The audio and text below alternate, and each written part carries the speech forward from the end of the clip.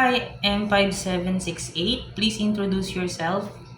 Hi, good day. I'm Robeline Hidalgo, 34 years old, happy single mother with a living partner. We have four children. The youngest is 12 years old girl.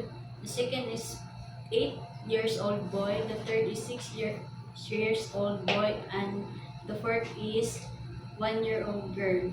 Okay, your I'm religion. I'm Catholic. Okay. Your educational attainment.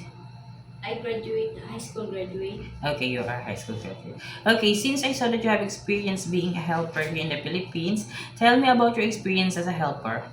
I experienced as a nanny for 2 years, 2 years. 2 years and 11 months. Okay. I served two adults and one 3 years old girl. Okay. I washing, cooking, ironing clothes. Okay, so you do all the household chores, right? Yes, sir. Okay, since I saw that you don't have any experience taking care of a newborn baby, you have only taking care of a child. My question is, it is okay to you to take care of a newborn? Yes, sir. Okay, if you have an idea, how do you prepare a milk for a newborn baby? First, wash my hands, wash the bottle, and sterilize.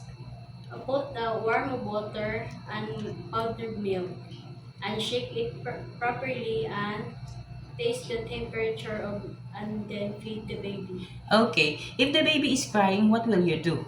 Please check the temperature, check the diaper, and check the tummy. Okay, and if the baby doesn't stop to cry after you check the temperature, you also check the diaper. Everything that you have done to the baby to make it stop to cry doesn't work. What will you do? I call their parents to tell that baby is not stop crying. Okay. And you have also asked them what you should do to the baby to make it stop to cry. Because maybe only the parents know what to do to the baby to make it stop to cry, right? Yes, sir. Okay. Why do you want to work in Hong Kong? I work in Hong Kong because the high salary I I need to Okay. earn money for my children for their future. So you want to work in Hong Kong because you want to provide the needs of your children here in the Philippines. And how long do you want to work in Hong Kong? Uh, 2 years and then if If your employer wants you to extend your contract, it is okay to you to extend? yes, sir. Okay.